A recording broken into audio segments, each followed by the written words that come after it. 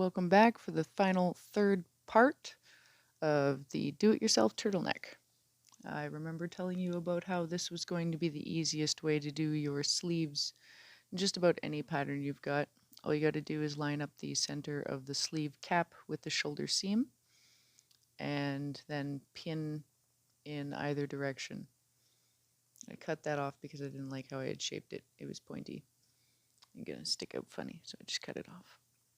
Yeah, figure out the center, pin that to the shoulder seam, and then that's what it looks like when you kind of pull it all out flat. Now you can use your regular home sewing machine with the lightning bolt stitch or any other stretch stitch for that matter, and I'm just going to use my serger. Serger's nice to have, but if you're working with knits, as the turtleneck kind of suggests you probably are working with a knit, you don't need a serger necessarily. Just a stretch stitch is fine. They don't need a lot of cleanup.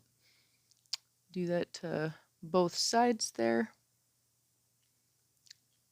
And then you turn it kind of right, or not right side out. It's still inside out, but more like so that it's shaped like a shirt with an arm and a body and a head hole where it should be and everything. Yeah.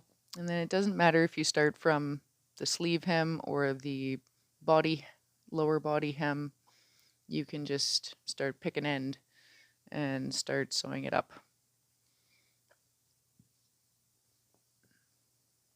I usually try and line up where the seams are going to be, and then if there's any little extra, if I'm sewing it on the sewing machine, I'll cut that off later with the serger, or I'll just, while I'm there, I'll do it if I'm using the serger. And obviously, do it to both sides. It's a good idea to try on your stuff so that you can see how it fits. These sleeve caps are a little far, but I don't mind. I can fix that. That's the turtleneck portion. I've sewn up the side seam, and then you kind of turn it so that the exposed seam is towards the inside. Make a tube out of it. It is going to be a neck. Match up those edges. Ta-da! And then with your shirt body all sewn up, still inside out, you slip that tube of the neck inside. You try and, if you want, line up the neck seam with the very back, or if you think that's going to be uncomfortable, line it up with one of the shoulder seams. Or hell, put it in front, it's your shirt.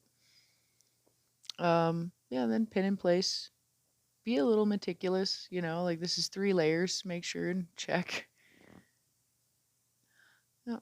And then once again, go back to your sewing machine and use any stretch stitch you find nice.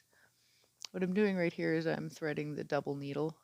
You're going to want to not have a stretch stitch on this. It is its own stretch stitch. Go back to a straight stitch if you're going to use a double needle. Make sure it's in the center.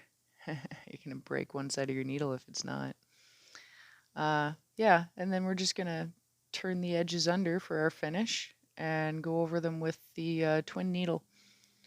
It's a good stretch stitch finishing stitch for knits. Works real nice.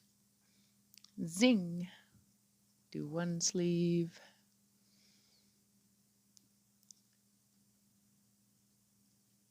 And the other. Yeah, and then you're going to see when I was finishing the bottom hem here, I end up running out of bobbin at some point in time during this. Ask anybody in the sewing community how common and frustrating this is. You got to pay attention to how much is in your bobbin. Oh, so many seams that were so perfect, but then had no thread in them. Yeah, so frustrating. Oh, here it comes. I'm about to realize my mistake. Yeah, back tack on nothing. What? Why? No. How far? How far? But things turn out. Voila. Happy sewing.